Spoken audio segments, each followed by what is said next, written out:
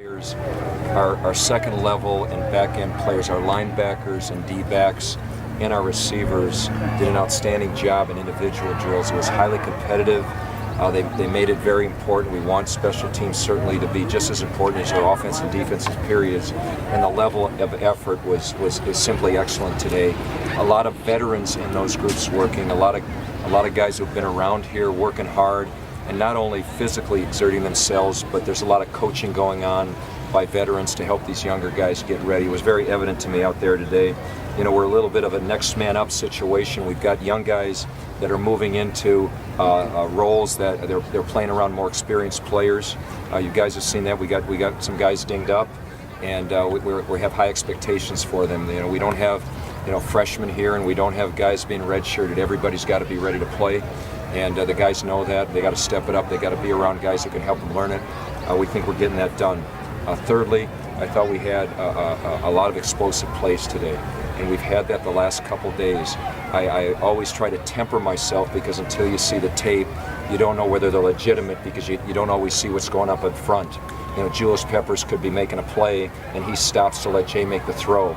So to determine that, we have the ability to have explosive plays, certainly, but it's 11 guys got to do their job, and until you see the tape, you really don't know. Last thing, I just want to say our coaches have done an excellent job. I mean, they're working day and night. They're trying to squeeze every bit of value out of our players, both as people and as football players, and they work all day and all night. They go home and take a nap late, and they get back up and they start over again. And they're a great bunch of teachers out here. I think if you spend time being around them, you can see they're teaching positively. They're showing our players respect. They're giving them their dignity, but yeah, they're demanding. And I really appreciate just being a part of it with them.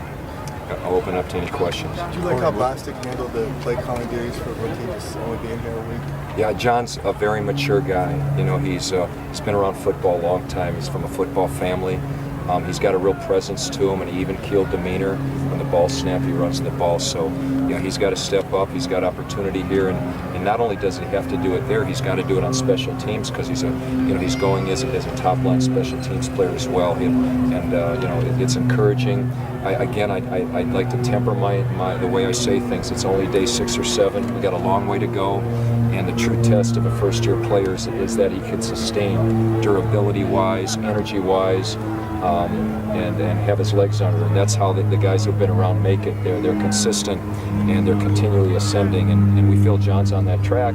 We'll see how it goes the rest of the way. What is your impression of Julius Peppers so far in camp? It's so impressive. It's hard to describe. I mean, the way he carries himself around the locker room, through the meetings, and certainly on the field. I've been watching him since April, and just impressive, the consistent high level of effort. He's all over the field. He's first in line. We all want to grow up and be like Julius. I mean, quite frankly, that's the kind of man I think of him as. Corey Wootton situation. Yeah, Corey's day to day.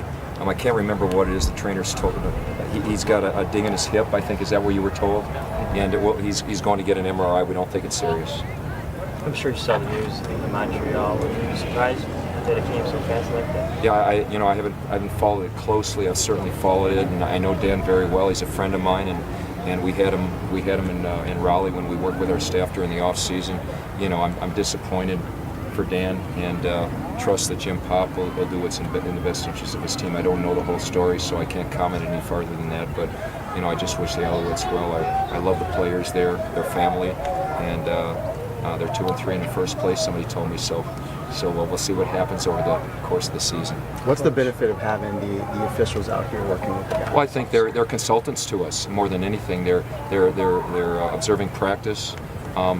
Jeff will give me a litany of things that he saw that were relevant to the practice and things we can do better, and that's really it. They'll speak to our team on Saturday morning, the day we go to Soldier Field, and they'll spend some time with the team. They'll show them a tape and give them explanations they need to help them do their job better on both sides. Coach, have issues on the offensive line, injuries and stuff, slowed the progress of this offense? I don't think so. You have to just accept that as part of training camp.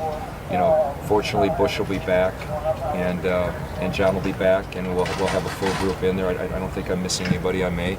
But the meetings have gone great. Aaron and Pat are doing a fantastic. You just watch them out here coach. I mean, you want to get a coaching clinic. Watch these guys coach the line. They're doing an outstanding job, and I think that's, you know, we just accept that this is the way it's gone, and it's next man up, and we'll coach the heck out of them. And when we get them all back, we'll get them all back. Can it help actually when you have multiple guys playing multiple positions, learn things faster? Yeah, we're just trying to find, as it relates to the offensive line or any position, we're just trying to find the best five. And Aaron and Pat are doing a great job of moving people around. The injury situation, we can turn a negative into a positive by working guys at different positions and see where we might be during the season. And we're just going to see how it progresses. We got 8 or 9 more days of practice here before we leave, and you know, we'll use every day to try to get better. We've talked a lot about Jay, but how is Matt Forte handling everything? Been outstanding. I mean, he's at the top of everything. He's got a variety of positions to play and responsibilities. He's a blocker, he's a runner, and he's a catcher. So he's got a lot to do. Our backs have been tremendous in terms of picking up things, and but they're working at it. They're working very hard at it, but we've had very few mental errors out here over the course of practices in the first week. Mark, is it fair to judge Kyle Long's progress by the amount of first-team reps you get to? You know, we're just moving him around. I can't say that. I think I can tell you this, that I think Kyle is working in an ascending manner. He's getting better every day, and it's not just happening slowly, but he's picking things up and becoming more comfortable every day. I mean, he jumped off sides today. He was the only guy who jumped off sides today offensively.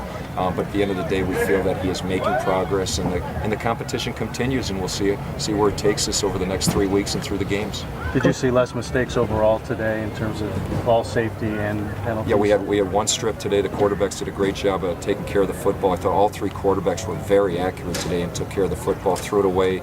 A few times they either ran it or they threw it away, but they did a great job of taking care of it. All 3 of them did. And I saw one strip today, so much better. And as I told the guys, it's really about explosive plays and turnovers. The team that has the most explosive plays on either side of the ball and takes care of it or takes it away is going to have a pretty good chance of being in the game in the fourth quarter. Coach Devin Romisher seemed to have a particularly good day in camp today. How has he impressed you so far? Well, you know, he's continued to progress. He's learning the offense. He's a smart guy. He understands what's going on. He's played here. He's played position.